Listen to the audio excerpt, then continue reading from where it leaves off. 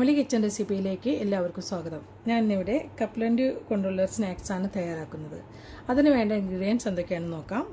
മൈദ, കപ്പലണ്ടി, പച്ചമുളക്, സബോള, പഞ്ചസാര, ഉപ്പ്, മല്ലിയില, മുളക്. പിന്നെ നമുക്ക് ആവശ്യത്തിനുള്ള വെള്ളം വേണം, കായപ്പൊടി വേണം,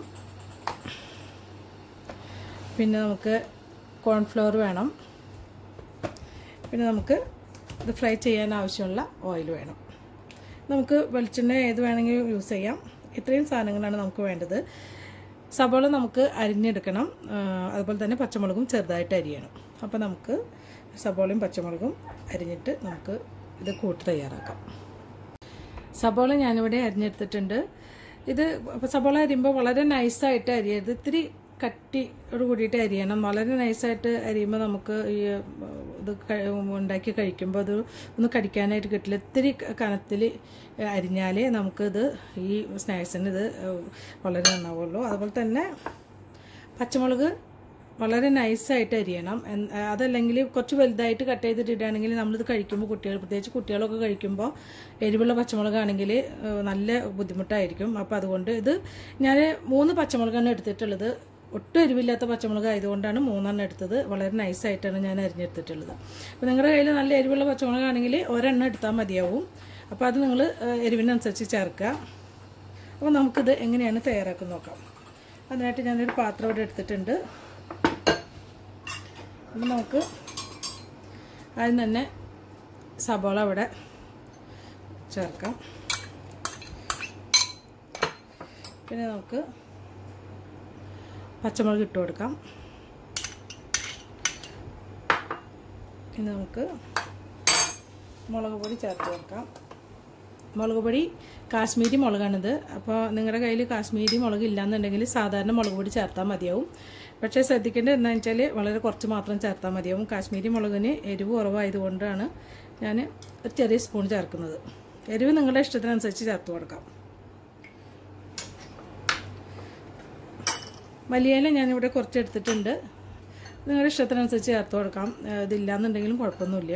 ചെറുതായിട്ട് അരിഞ്ഞിട്ടാണ് ഇട്ട് കൊടുക്കുന്നത്. ഇനി നമുക്കിതിലോട്ട് ഉപ്പ് ചേർത്ത് കൊടുക്കാം. ഉപ്പ് ചേർത്ത് കൊടുക്കുമ്പോൾ ശ്രദ്ധിക്കണം, ചെറിയ സ്പൂണിൽ ഒരു 1/2 സ്പൂൺ ഉണ്ടാവുള്ളൂ. നമുക്ക് ഇതെല്ലാം ചേർത്തതിന് ശേഷം നോക്കിയിട്ട് പിന്നെ ഇട്ട് കൊടുക്കാം. അതുപോലെ തന്നെ ഇത് പഞ്ചസാരയാണ്. ഒരു 1/2 സ്പൂൺ ഞാൻ ചേർത്ത് കൊടുക്കുന്നുണ്ട്.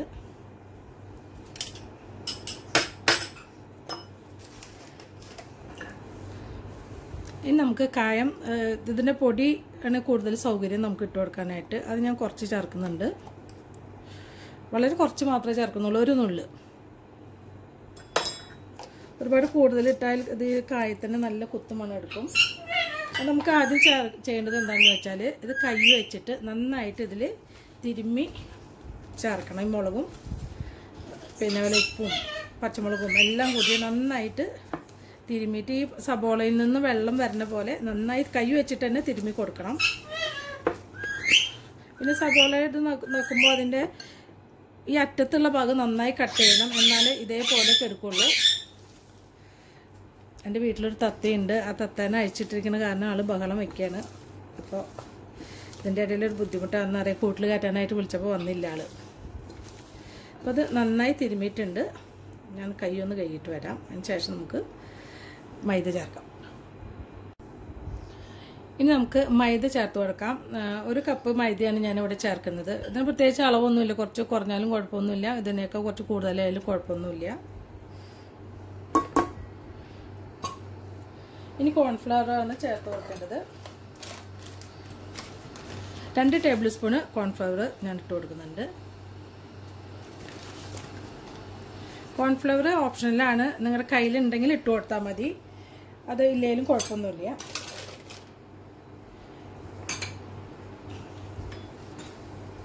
ഇനി നമുക്ക് കപ്പലണ്ടി ഞാനിവിടെ 1/2 കപ്പാണ് എടുത്തിട്ടുള്ളത്. 1/2 കപ്പ് എന്ന് വെച്ചാൽ നമ്മുടെ കയ്യിലൊരു കൈ, ഒരു 1.5 കൈ മതിയാവും.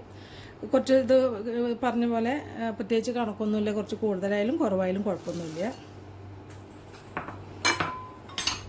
ഇതിന് സ്പൂൺ വെച്ച് ആദ്യം നന്നായിട്ടൊന്ന് മിക്സ് ചെയ്യാം.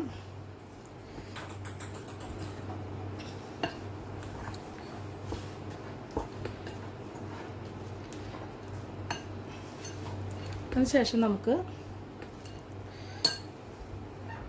വെള്ളം ഒഴിച്ചു കൊടുക്കാം. 1 കപ്പ് വെള്ളമാണ് ഇവിടെ എടുത്തിട്ടുള്ളത്.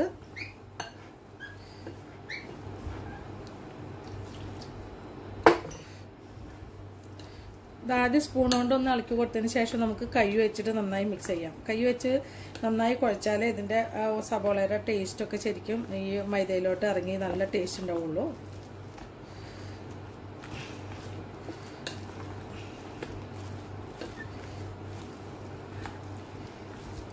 ഒരുപാട് വെള്ളം കൂടുതൽ ഇതിൽ ആവശ്യമില്ല.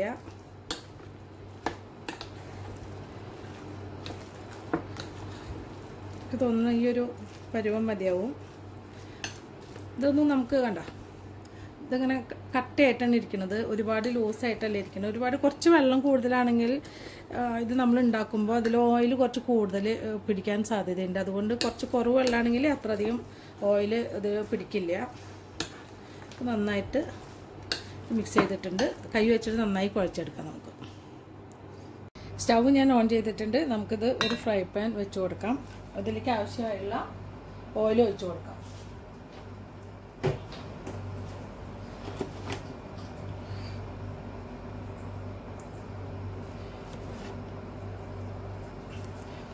ഇതിലൊരുപാട് മുങ്ങിക്കിടക്കുന്ന രീതിയിൽ ഓയിൽ വേണമെന്നില്ല. ഞാനെപ്പോഴും ഫ്രൈ ചെയ്യുമ്പോൾ മുങ്ങിക്കിടക്കുന്ന വിധത്തിൽ ചെയ്യാറില്ല.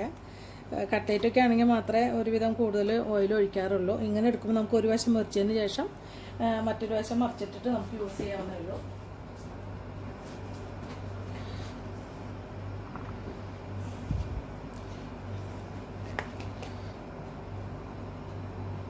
നമുക്ക് എണ്ണ നന്നായി ചൂടായതിന് ശേഷം നമുക്ക് ഈ ബജ്ജി ഇട്ട് കൊടുക്കാവുന്നതാണ്. എണ്ണ ചൂടായിട്ടുണ്ട്. നമുക്കിതിലോട്ട് കൈ ഒന്ന് ചെറുതായിട്ടൊന്ന് നനച്ചതിന് ശേഷം നമുക്ക് ഇത് എടുക്കുകയാണെങ്കിൽ കുറേ കൂടി സൗകര്യമായിട്ട് ഇതിലിടാൻ പറ്റും.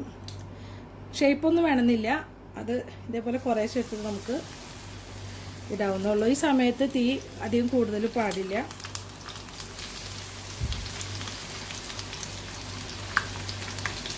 ഇതേപോലെ ഇട്ട് കൊടുക്കാവുന്നതാണ്. ഈ കുട്ടികൾക്കൊക്കെ ഭയങ്കര ഇഷ്ടമാവും. കുട്ടികൾക്ക് മാത്രമല്ല വലിയവർക്ക് ഭയങ്കര ഇഷ്ടമാവും ഇത്. കപ്പലണ്ടി നമുക്കിതിൻ്റെ ഇടയിൽ കൂടെ കഴിക്കുമ്പോൾ ഒരു പ്രത്യേക ടേസ്റ്റ് ഉണ്ടാവും.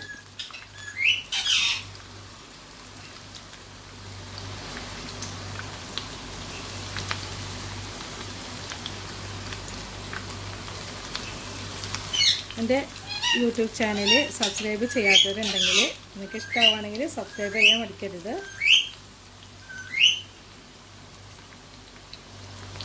ഒരുപാട് തീ കൂട്ടിയിട്ട് കൊടുക്കരുത്. അങ്ങനെ ഒരുപാട് കൂടുതലാണെങ്കിൽ പെട്ടെന്ന് കരിയും. അപ്പോൾ അത് ഒരു മീഡിയം ഫ്ലെയിമിലാണ് ഞാനിവിടെ വെച്ചിരിക്കുന്നത്. അപ്പോൾ ഒരു വശം മുരിഞ്ഞു കഴിഞ്ഞാൽ നമുക്ക് മറ്റേ വശം മറിച്ചിടാം. അപ്പോൾ ഇത് നമുക്ക് മറ്റേ വശം മറിച്ചിടാവുന്നേ ഉള്ളൂ. ഒരു വശം നന്നായി മുരിഞ്ഞിട്ടുണ്ട്.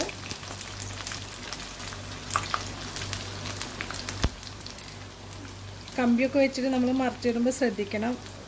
നോൺ സ്റ്റിക്കിൻ്റെ പാത്രമാകുമ്പോൾ നമുക്ക് മരക്കൈയിലുണ്ടെങ്കിൽ അത് വെച്ചിട്ട് യൂസ് ചെയ്യാം. എനിക്കെപ്പോഴും ഇതുപോലെ കമ്പി വെച്ചിട്ടാണ് സൗകര്യം ഇതുപോലെ മറിച്ചിടാനായിട്ട്. അപ്പോൾ ഒരു വശം നന്നായി മുരിഞ്ഞിട്ടുണ്ട്. നല്ല ചൂടോടെ കഴിക്കാൻ നല്ല ടേസ്റ്റാണ് ഇത്. ഇപ്പോൾ ഇത് പ്രത്യേകിച്ച് സോസൊന്നും വേണമെന്നില്ല. ചായയുടെ ഒപ്പം അല്ലെങ്കിൽ കട്ടൻ ചായയുടെ കൂടെയൊക്കെ ഭയങ്കര ടേസ്റ്റാണ് ഇത് കഴിക്കാനായിട്ട്. നല്ല മുരുമരുപ്പ് ഉണ്ടാവും ചെയ്യും. നമുക്ക് മറ്റേ വശം കൂടി മുരിഞ്ഞ് കഴിഞ്ഞാൽ നമുക്കിതെടുക്കാം.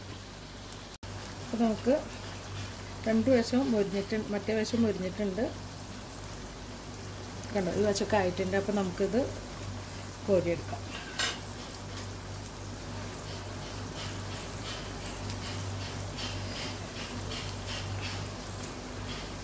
ഇതെടുത്ത് കുറച്ച് നേരം വെച്ച് കഴിഞ്ഞാൽ നല്ല മുരുമുരിപ്പാണ് ഇതിന്.